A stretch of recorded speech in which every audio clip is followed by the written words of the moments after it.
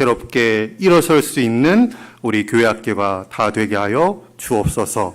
예수 그리스도의 귀하신 이름으로 감사하고 기도합니다. 아멘. 여러분, 인간문화재를 아십니까? 인간문화재 들어보셨어요? 우리 아동부 친구들? 인간문화재 뒤에 문화재라는 말이 있잖아요.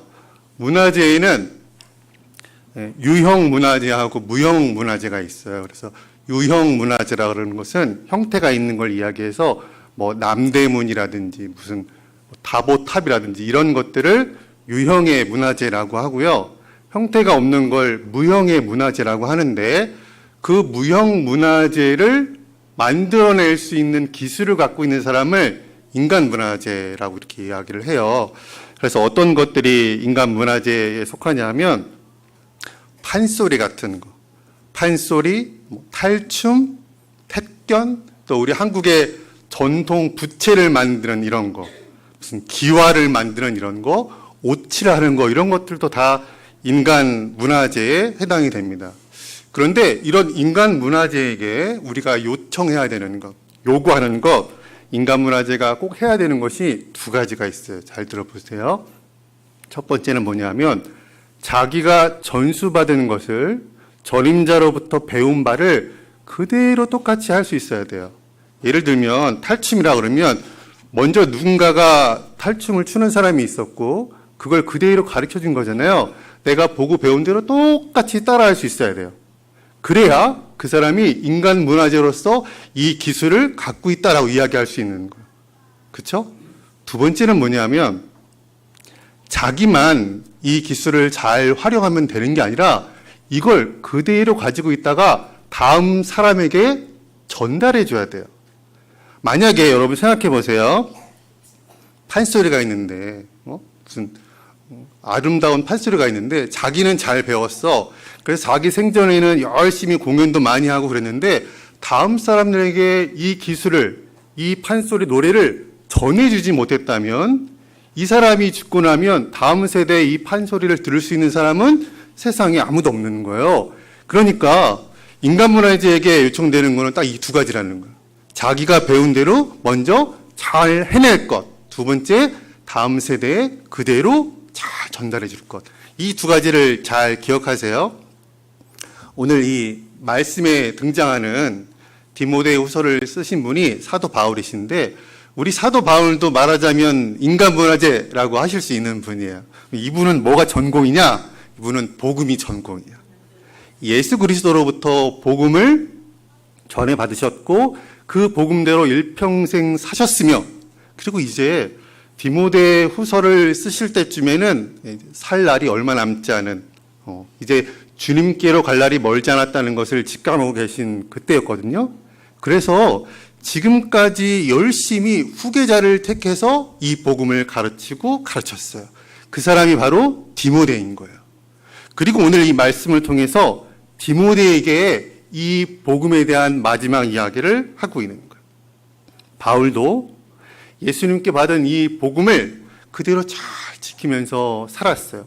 말씀해 보니까 어떻게 잘 지켰냐 하면 내게 들은 바 바른 말을 본받아 지키고 어떻게? 그리스도 예수 안에 있는 믿음과 사랑으로. 이 복음의 내용이 뭐냐 하면 예수 그리스도에 대한 것이고 예수 그리스도 때문에 이 땅에 어떤 일이 벌어졌고 우리에게 어떤 일이 벌어졌는지 그것 때문에 우리는 어떻게 살아갈 수 있는지 하는 것이 복음의 내용이잖아요. 그걸 듣고 믿고 그대로 살아낸 거예요. 사도 바울이 그렇게 살아냈을 뿐만 아니라 이게 자기만 그렇게 살아나면 그러면 자기는 좋았지만 그 다음 세대, 그 다음 세대에게도 이 복음이 그대로 똑같이 변함없이 수정 없이 가감 없이 변질되지 않고 전해져야 되잖아요. 그래서 디모데에게 일평생 열심히 잘 가르친 다음에 이제 디모데에게 이 복음을 맡기고 있는 거예요. 전수받은 복음을 그대로 잘 살아낼 것, 열심히 살아낼 것. 쉽게 얘기하면 신앙생활을 잘 해낼 수 있도록 교회를 잘 섬기며 세우며 살아갈 수 있도록 얘기를 하는 거예요. 그런데 여러분 생각해 보세요. 매주 주일날 교회에 나와서 어른들처럼 신앙생활을 하고 하는 게 그냥 이렇게 막 쉽지는 않잖아요. 좀 어렵고 또 약간 하기 싫은데 하는 측면도 좀 있잖아요. 제가 이야기를 하나 드릴게요. 여러분들 뉴진스 좋아하시나요? 뉴진스? 저도 뉴진스를 참 좋아하는데요. 여러분 요새 제일 잘 나가는 아이돌이 기억하세요.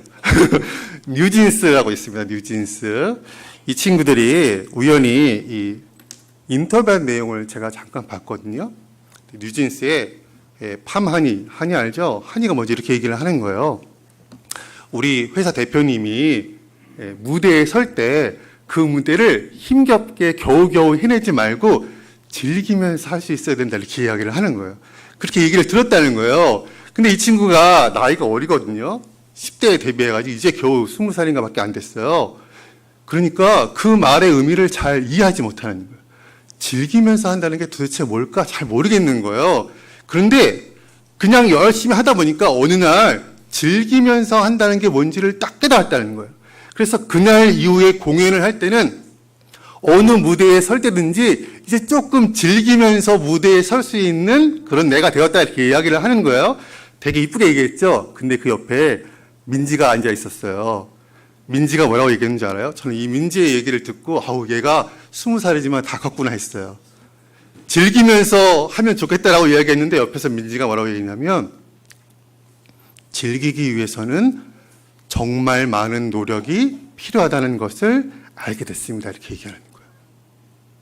즐기면서 하면 좋죠. 여러분 공부를 즐기면서 할 수 있으면 너무 좋겠죠. 공부가 싫지 않고 너무 재밌어. 너무 재밌어가지고 할 때 신나는 거야. 아우 나 의자에 앉아서 이제 공부할 생각을 하니까 너무 마음이 기쁘구나. 그렇게 공부할 수 있으면 너무 어이없어서가지고 웃으시는 분들이 많네요. 학창시절을 그렇게 안 보내셨죠? 너무 좋은 거야. 신앙생활도 마찬가지거든요. 우리가 배우는 거잖아요. 배우고 그대로 따라하는 거잖아요. 근데 이거를 즐겁게 할 수 있으면 정말 최고예요. 싫어하지 않고 기쁜 마음으로 주일날 교회하는 게 너무나 즐겁다라고 생각하면서 할 수 있으면 최선이에요. 그리고 어느 순간 여러분이 이걸 즐기면서 할 수 있는 때가 올 거예요. 우리 여기 계신 어른분들 다 그렇거든요. 교회에 오는 게 너무 즐거워요. 신앙생활 하는 게 너무 즐거워요. 우리 예수 그리스도에 대한 말씀을 듣고 배우고 그대로 살아가는 게 너무 즐겁거든요. 근데 이렇게 하기 위해서 민지의 말을 다시 떠올릴 필요가 있어요. 우리 어른들도 아무런 노력 없이 어느 순간 갑자기 이 모든 일이 즐거워진 게 아니라 신앙생활을 다른 말로 신앙 훈련이라고도 이야기를 하거든요. 그만큼 우리가 애쓰고 노력해야 될 측면도 있다는 얘기예요. 우리가 노력해서 어느 정도 궤도에 오르게 되면 어느 정도 수준에 오르게 되면 이걸 이제 비로소 즐길 수 있는 단계에 접어드는 거예요. 여러분이 할 수 있는 노력이 뭐가 있을까요? 잘 배우는 거예요. 목사님께서 전도사님께서 말씀을 선생님이 여러분들을 가르쳐 주실 때 이 시간을 그냥 흐트러 보내지 않고 가볍게 여기지 않고 최선을 다해서 집중해서 잘 듣는 거예요. 이런 헌신 예배를 준비하는 시간이 있으면 잘 준비하는 거예요. 그냥 대충 해도 되겠다. 즐기면서 하라 그랬잖아요. 저는 그냥 즐기면서 할게요 하는 거는 내 멋대로 하겠다는 얘기고 정말 즐기면서 한다는 것은 실력을 갖춘 상태에서 그 모든 걸 완벽하게 수행하면서 할 때 그때 그걸 힘겹고 부담이 아니라 자유롭게 할 수 있을 때 비로소 즐기면서 할 수 있다고 이야기를 할 수 있는 거죠. 여러분에게 복음을 가르쳐 주시고 예수 그리스도에 대한 진리를 가르쳐 주시고 교회에서 어떻게 믿음을 지키며 살아가는지를 알려주시는 이 가르침을 듣고 배우고 본바대로 그대로 열심히 살아내기를 바랍니다. 이게 여러분에게 주어진 첫 번째 과제예요. 배운 대로 그대로 잘 살아내는 것. 그런데 즐기면서 할 수 있으려면 여러분의 노력도 좀 필요하다고 그랬어요. 두 번째. 아까 인간문화재 기억나요? 첫 번째가 뭐였어요? 배운 걸 그대로 잘 해낼 수 있어야 된다고 그랬죠. 두 번째가 뭐예요? 나만 할 수 있는 게 아니고 다음 세대에 전달해야 된다고 그랬죠. 자, 사도 바울이 이렇게 말씀하세요. 너에게 부탁한 아름다운 것을 지키라. 와, 복음을 뭐라고 이야기하냐면 아름다운 것이라고 이야기를 해요. 너무 귀하고 중요한 것이라서 아름다운 것이라 이렇게 이야기하는데 여기서 지키라 이렇게 이야기하는 것은 아까 이야기한 것처럼 손상 없이 변질 없이 잘 보존해서 다음 세대에 넘겨주라는 얘기예요. 어떻게? 말씀해 보니까 우리 안에 거하시는 성령으로 말미암아 이렇게 되어 있어요. 우리 안에, 우리 교회 안에 거하시는 성령 하나님께서 우리를 도우시기 때문에 우리가 이 말씀을 변함없이 그대로 잘 보존해서 다음 세대로 전달할 수 있다, 이렇게 이야기를 하는 거예요. 우리는 교회죠. 우리 안에 계신 성령님은 우리 한 사람 한 사람에게 일하시기도 하지만 이 교회라는 곳을 통해서 함께 일하시는 거예요. 그러므로 우리는 뭐라고 이야기할 수 있냐면 성령의 동우심이라는 것은 교회와 함께로 이야기할 수 있어요. 이 아름다운 것, 이 복음을 우리는 어디서 어떻게 지키냐면 이 교회를 통해서 함께 지키는 거예요. 여러분 개인의 역할이기도 하지만 무엇보다도 우리는 이것을 함께 지키는 겁니다. 여러분 복음은요, 예수님께서 처음 우리에게 알려주신 이후부터 계속해서 그대로 변질 없이 변함없이 손상되지 않고 그대로 지켜내는 사람들, 그리고 그걸 다음 세대로 전달해내는 사람들을 통해서 무려 2000년 동안이나 그대로 이어져 오는 거예요. 그래서 이 복음의 내용은 2000년 전이나 지금이나 똑같은 거예요. 왜? 필사적으로 길을 쓰고 그대로 전달하려고 했던 사람들의 아주 피땀 흘린 노력이 있었기 때문이죠. 여러분들, 우리 옆에 계신 어른들 얼굴 한번 보세요. 이렇게 고개를 들고 한번 보세요. 우리 주위에 누가 계신가 한번 보세요. 여기 계신 이 어른들의 얼굴이 지금 사도 바울이 이야기하는 아름다운 것이라고도 이야기할 수 있어요. 이 복음을 지키기 위하여 살아낸 얼굴이에요. 여러분, 대구 수원교회가 올해 70주년이 됐잖아요. 70년이면요, 제가 태어나기도 전이고 여러분이 태어나기 한참 전이잖아요. 그 오랜 세월 동안 이 교회에 수많은 분들이 이 복음을 그대로 살아내려고, 이 복음대로 교회를 세워가려고, 그리고 그게 자기 세대로 그치는 게 아니라 다음 세대로 또 다음 세대로 전달되게 하려고 아주 무진장 애를 쓰면서 보내온 시신분들이 지금 계시는 거예요. 이 사실을 잊으면 안 됩니다. 그리고 이 신앙생활은 마치 이어달리기를 하는 것과 같아요. 마라톤인데 그거를 이어달리기로 계속해. 그리고 재밌는 게 뭐냐면 동시에 같이 해요.